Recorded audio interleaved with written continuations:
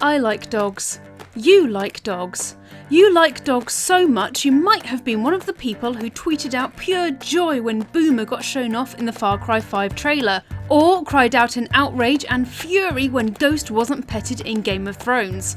Thankfully, there's a change in the air coming, as with the creation of a Twitter account solely dedicated to letting you know which games have pettable dogs, more and more video games are realising that us players love dogs. But why is the ability to pet canines in video games so important to so many people? Well, I'm going to tell you why, so if you have a pup of your own, pull it close, because you're definitely going to want to pet the hell out of it when this video is through. Gah. It's a funny thing when you think about it, really. We don't usually care about being able to interact with human NPCs.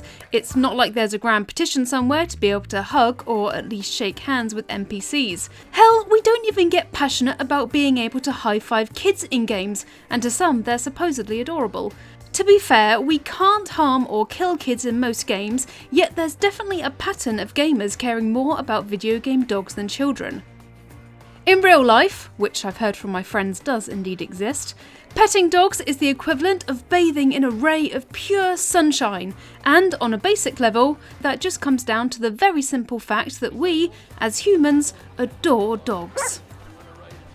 They've evolved alongside us for thousands of years, so us humans tend to see dogs as innocents, undeserving of violence, because they are, and anyone who commits animal cruelty deserves to be on the receiving end of some truly awful things.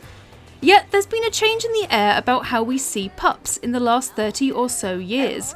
Now they're more like members of the family, with millennials reportedly treating dogs more like children than pets. Video games are following suit, with humane treatment of canines, i.e. petting them, being a part of most modern games. Games such as After Party, Crosscode, Enter the Gungeon, Fortnite, Afterlife, Buckler 2, Headliner, Novi News, The Donnerwood Experiment, Unsighted, Guard Duty, Steamboat Billy, Knights and Bikes, and many more have added a pet the dog ability thanks to the outpouring of adoration for the Can You Pet the Dog Twitter account. So, now for the reason why we want to be able to pet dogs in video games. It all comes down to a hormone in our bloodstream called oxytocin. Basically, think of oxytocin as the love hormone. To massively simplify things, it's the chemical that makes humans bond with babies, as well as other people and dogs. Hey boy, you know any tricks? It's that warm, fuzzy feeling you get when you look at your loved ones, the feeling that makes you feel safe and cared for. A study done by Dr. Miho Nagasawa from Japan showed that the levels of oxytocin in both humans and dogs increase after periods of petting and cuddling.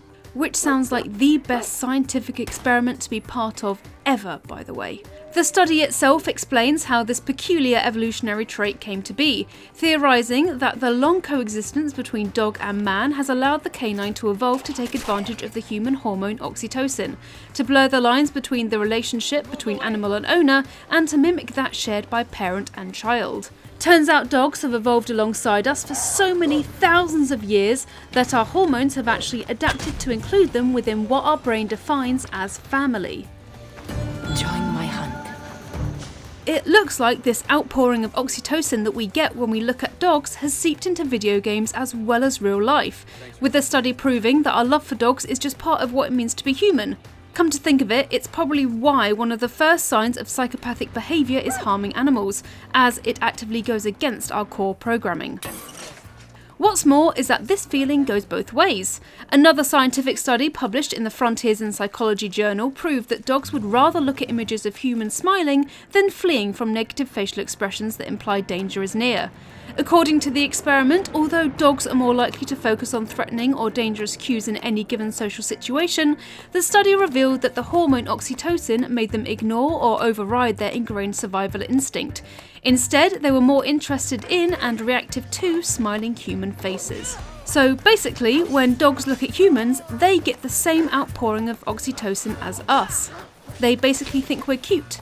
And I'm gonna need to take a moment to deal with that thought. Boomer, take it away. So, maybe if the roles were reversed and the dogs were the ones creating games, they'd be the ones petitioning for the ability to pet more humans. So, that's why we love petting dogs in video games. It all comes down to the hormone oxytocin. Now, go forth and pet dogs, both in real and virtual life.